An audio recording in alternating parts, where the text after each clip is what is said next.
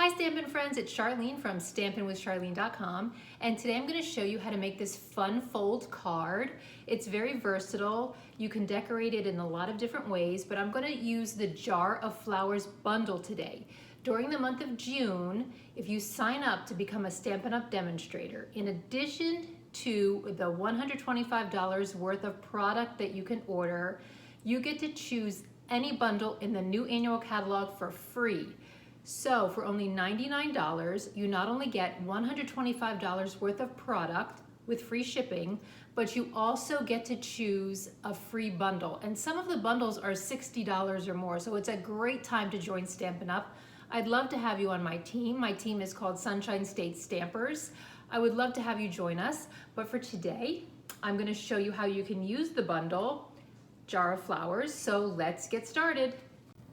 The Jar of Flowers bundle includes this stamp set, which is reversible, meaning for this stamp here, which is the jar itself, you get this image, then you flip it over and you can also stamp this image, and this image here too is reversible. So you can either stamp this or this. You just flip the stamp over on your clear block. It also includes the jar punch. So we're going to be using that today, and I've also included a couple of stamps from the Free as a Bird stamp set in the card that I'm going to be showing you how to make today. So here is an up close of the card with the fold. Isn't it adorable? So I have gone ahead and pre-cut the cardstock, and I'm going to put all of the dimensions on my blog. And I want you to think of this card in 4 different steps. First, it's the cardstock that we're going to work with. Then it's the designer series paper. Then we'll be working on the actual mason jar dome and how to assemble that. And then we'll work on the decorations. So 4 different parts: the cardstock, the designer series paper, the mason jar, and the decorations. I went ahead and pre-cut and pre-scored the cardstock.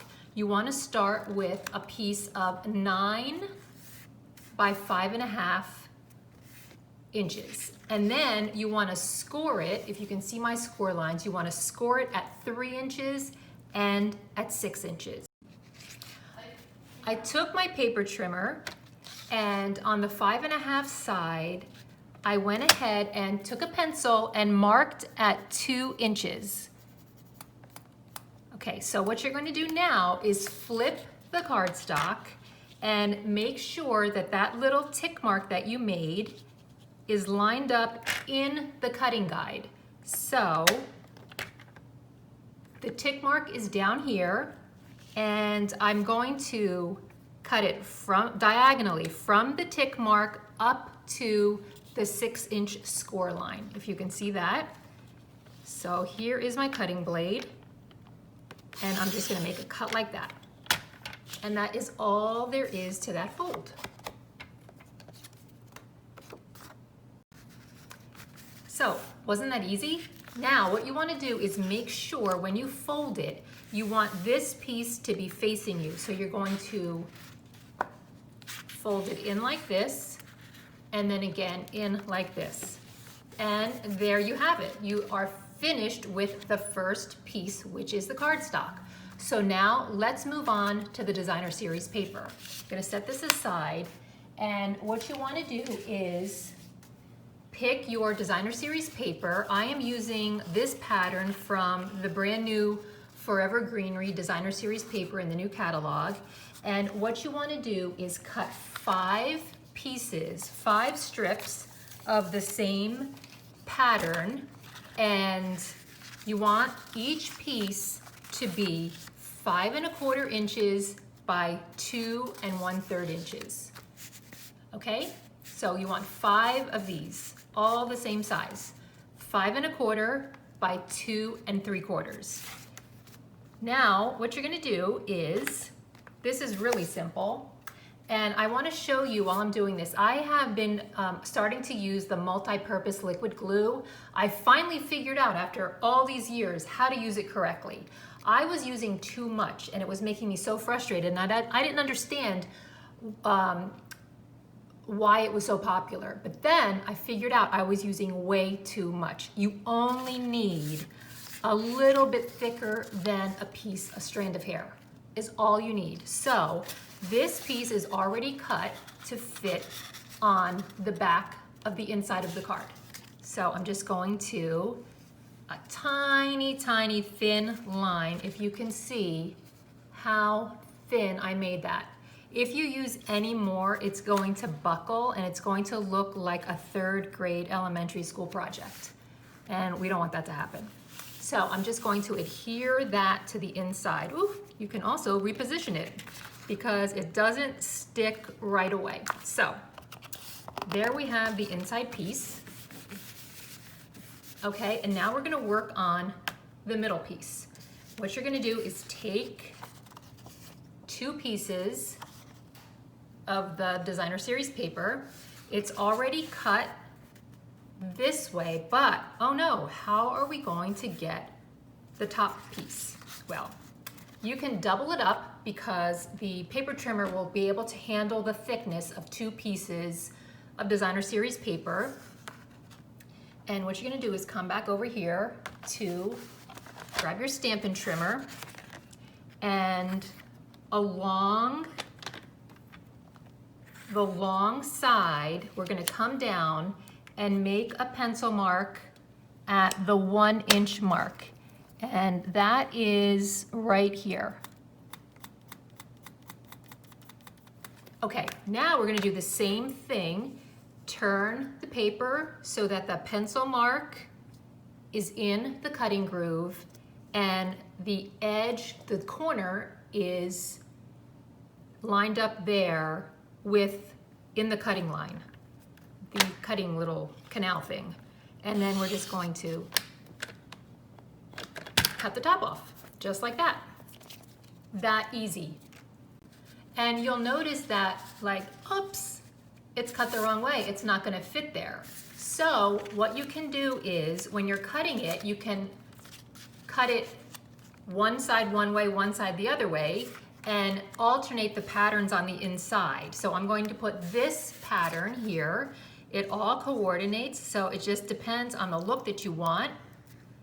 I'm gonna put my multi-purpose liquid glue there just a tad and attach this piece to the center like that. Then what I'm gonna do is, and you don't have to do this, but I wanted to have the, as much of the card decorated as possible.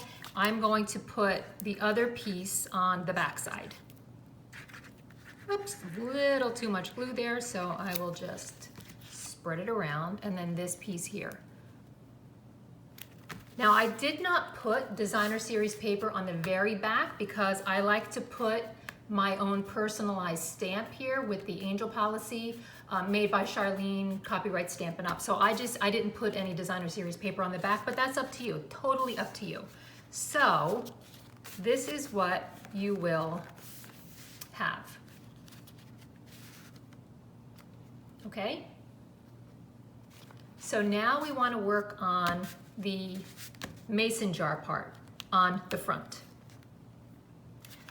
So let's do this. Let's take our pieces of designer series paper. Now I want to make sure that the front is this design. So I'm going to flip it over because when I cut it diagonally and then flip it back, this will be the right way. On the last 2 pieces of designer series paper, trim them to 4 1/4 inches by 2 3/4 inches. So the final 2 pieces are 4 1/4 inches by 2 3/4 inches, and then make the tick mark 1 inch down from the top and rotate the paper just like you did on the other pieces. So these 2 pieces are 4 1/4 by 2 3/4, and the tick mark is at 1 inch. Turn it diagonally and then just trim it like we did with the other ones. So now I have these 2 pieces, and the last thing you want to do is take one of the pieces of the cardstock that was left over when you cut your original piece 9 by 5.5. And you want to make a plain piece the same size as this. So that would be 4 1/4 by 2 3/4. And you can just hold the piece up and just use your snips because this is going to get covered by a piece of cardstock. Okay, so you're going to have 3 of these. So now what you want to do is just don't glue this, but place it on top of the fold. And so that everything lines up, just hold it there with your fingers, grab the jar punch, and then punch the jar where you would like, you know, a little up from the bottom. I noticed that if you put it right in the center, if you feel that the piece of cardstock is at the bottom of the punch, and make sure it's all lined up straight, and then just punch your jar. So you're going to be left with these 2 pieces, and you can keep as scrap for something else, but you want to hold on to this piece.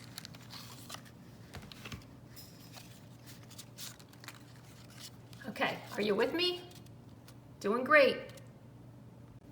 So just as a review, now what you should have is the mason jar cut out, this piece of designer series paper with the mason jar cut out, a plain piece of paper, and another piece of designer series paper. And then you have your card with the mason jar cut out. So now we are going to move on to the mason jar dome and putting that on. The mason jar dome has adhesive on the front part and on the back part. So you want to remove the adhesive first from the front part.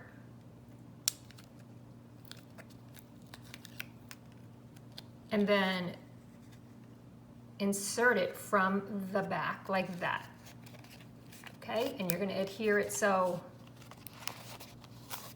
this is the back of the card, and there's the mason jar. Okay, now you can set that aside. Take your little mason jar that you punched out, and you don't have to do this, but I grabbed the mason jar lid from the Jar of Flowers stamp set. I'm going to grab my Memento ink, and I am just going to stamp the lid on the mason jar. Okay, now on my original card, I went outside and I just found some dried grass and I filled it with that. Of course, today I couldn't find any, dried grass. So I did go outside and I found some, I have these plastic plants and like a bunch from the heat, I guess a bunch of the little plastic leaves fell off. So I just grabbed some of those, and then I grabbed just a regular dead leaf that was on the ground, and I'm just gonna fill my jar with that today. Okay, so now all you do is peel off the back after you've filled it.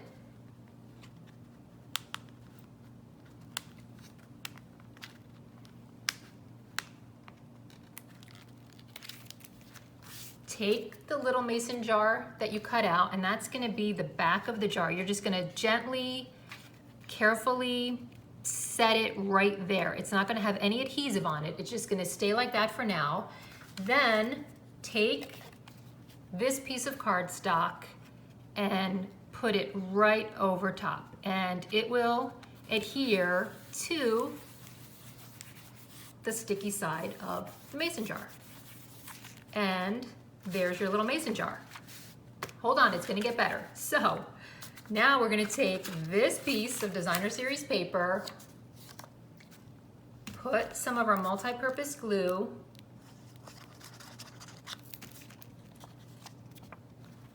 and this should fit exactly over the cardstock piece that you just put there. So it just makes it look prettier. It's extra reinforcement. The designer series paper isn't as thin as our isn't as thick as our cardstock. So that's why I put the plain piece of cardstock over top of the back. Okay, so we are getting there, almost done. So there's our little mason jar full of the plastic flowers. So now we have this last piece to apply to the front. We're gonna just put a little bit more of our multi-purpose adhesive on there. And, how it's coming together. It's looking great. I'm gonna get that on there straight.